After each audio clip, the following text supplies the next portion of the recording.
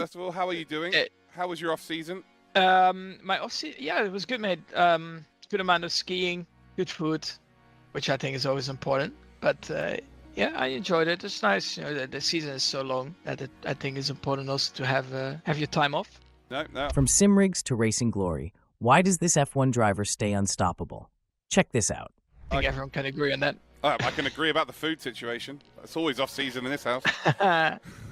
We put a post out on Instagram yesterday, and about 57 million people decided to leave a question. So if your question doesn't get asked, either it was rubbish or we didn't have time to put it in. So yeah, the first question is from Ju.Cabral.CF on Instagram. What moment as a kid watching F1 made you dream of becoming an F1 driver? Honestly, I don't think it was actually watching like F1. It was more, at the time, when I grew up, of course, also my dad was still in F1, and I joined him, of course, to like test days and some races. I think I remembered actually I was in Malaysia with my mom and my dad also.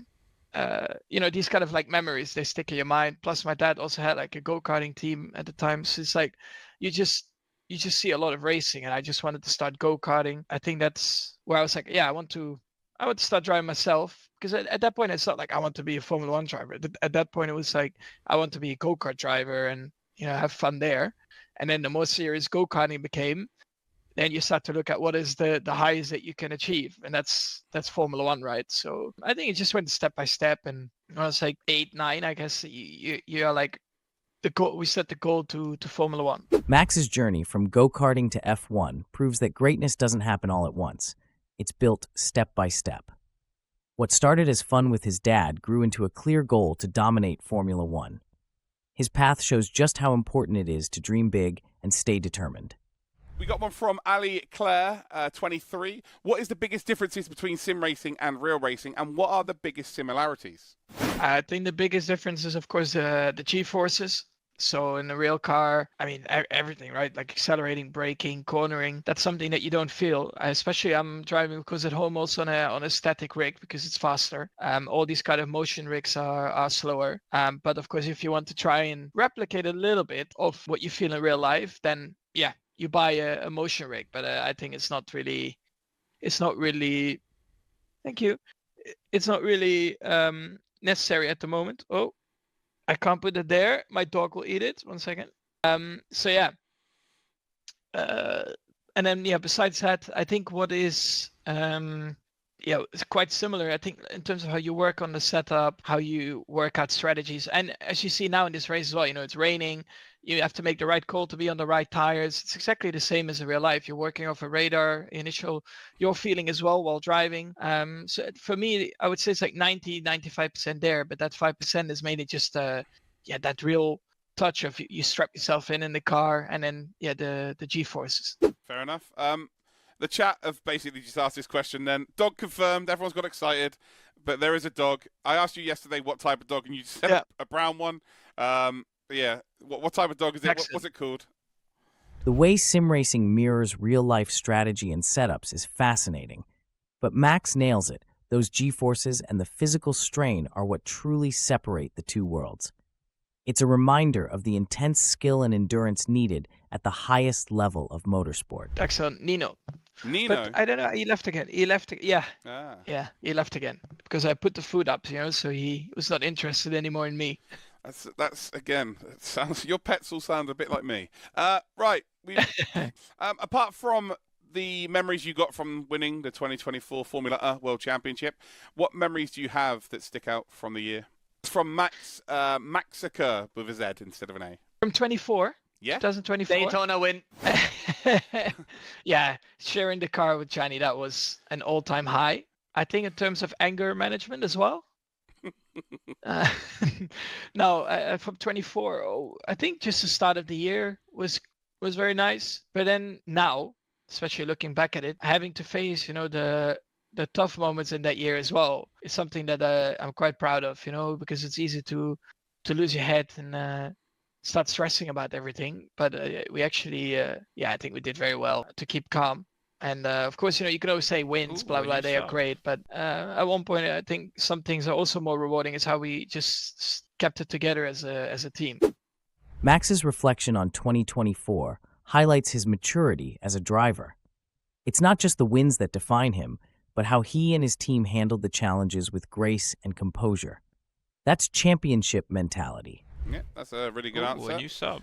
This is from Fulop_Janos_K. What happens to your race suits after each race? Do you get a new one each weekend? It depends. So if I win the race, I keep it, and I mean, we get quite a lot of new suits. I'm not exactly sure how many a year, but it's a lot of suits a year. It also depends a bit on the conditions and if it rained a lot or humidity wise. So I would say in general it's quite unlimited, but yeah, you do take every 3-4 races. Maybe you get new kit, something like that. 4 races. Fair enough. Yeah, probably something like that. I don't know .a.username.ok. What is your favorite race in your career so far? It's hard to choose, I think. First of all, I don't remember all of them, but I think my first race win was very emotional. Then at the same time, winning your first championship, these kind of milestones are, of course, incredibly important. So they have to be one of your favorite races. But then at the same time, winning a race by like 30 seconds, which I think in Hungary, maybe once in Austria as well, when everything is just going really well the whole weekend, that can be also really enjoyable. And of course we cannot forget Brazil, because that was just incredibly important at that stage of the season. But that was very stressful in the wet and coming from the back. So it's of course enjoyable afterwards, but at the time, when you're driving it's not that enjoyable because it's quite stressful. You don't want to crash. Moments like his first win, Brazil, and those dominant drives in Hungary and Austria remind us why Max stands out. It's not just about skill, it's about his ability to adapt to every challenge, stay composed under stress, and still deliver unforgettable performances. I don't know whether you, because as a fan, whenever we see a wet race, they always bring up the Jensen Button race where there was 750 pit stops during it and he managed to go from, last at one point to winning. Yeah. Montreal, yeah. Do you worry about stuff like that? When you finish the race, you're like, oh, that one's going to be replayed back. People are always going to remember that race. It's probably something for later as well, right? When I stop driving, to look back at and oh, sorry. to look back at and enjoy it for sure. That actually. Oh my God, sorry. Yeah, I was also watching. I was like, oh. That also segues us to the next question from Max Kirilli, UK 5. How do you deal with pressure, especially in the last lap situation? So you just talked about how when it all goes perfectly well and you've got a big gap to work with, is all great. But how do you deal with the pressure when it is not a 30-second gap and you've got someone right with you? You've got to make that move to win the race. Max's ability to handle last lap pressure is a masterclass in focus and control. Whether it's defending a position or making a decisive move, he thrives in moments that would overwhelm most. These are the races fans replay for decades. Yeah, that's a good question. I think also experience helps with that, because of course you have these kind of moments already from go-karting where you're defending on the last lap, and the pressure is the same because you want to win the race. Of course, an F1 car handles a bit different, but at the end of the day, you have to be confident in, I guess, your ability of what you have to do. And I mean, I've practiced a lot when I was a kid as well with my dad and my teammates and friends in these kind of situations. So a lot of prep has gone in it anyway. Yeah, from the start. And yeah, sometimes also a bit different because you can be on old tires defending, and there might be a guy behind you with fresher tires. Or when it's a bit more equal, then it's a bit easier. It's some scenarios that can be a bit more difficult. I guess I'm going to add to that question. This is from me now. How often are you in the car, like in 2024, in the current day, or 2025, and you do refer back to that, 10 years old, 11 years old, I had this scenario. Does that still happen? Well, in the back of your mind, and I guess you make the right decision, or you try to make the right decision as much as you can from all the experiences that you've learned in the past. Aguiar Louise 03, what do you do before a race to keep focused? The way Max taps into lessons from his childhood, even in 2024 or 2025, speaks volumes about the depth of his preparation. It's a testament to how much every practice lap, every scenario from the past, shapes him as a driver today.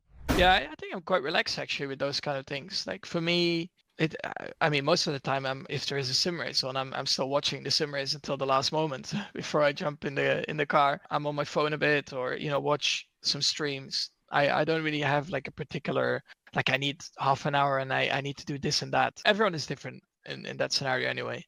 Convict D, how has Donatello settled in? He's good. He's very funny. He's a great cat. Yeah, a lot of fun with him. And as you know, chat, I don't like cats, and I like him. Annie Gron W, what advice would you give to your younger self? What stands out about Max's pre-race routine is how it reflects his ability to compartmentalize stress. By staying calm, even during intense moments, he's able to bring his best performance when it matters most. This kind of mental preparation is crucial in high-stakes sports like Formula One. Yeah, I mean, I've had these questions before. Honestly, like, I wouldn't give any advice, because at the end of the day, you have to make mistakes in life. You have to learn it sometimes the hard way.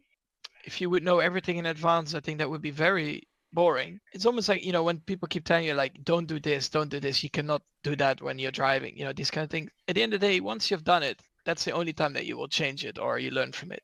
And that's exactly, I think, what I would say. It's just not too much, actually. Max's philosophy of not giving advice, but instead learning from personal experiences, is a powerful reminder of the importance of resilience. In an intensely competitive sport like F1, it would be easy to focus on avoiding mistakes, but Max chooses to see them as opportunities. His ability to stay calm in high-pressure situations and reflect on those moments of challenge shows maturity beyond his years. It's clear that his approach to racing is grounded in real-world experience, not just theory. This level of self-awareness is likely one of the reasons for his incredible success on the track.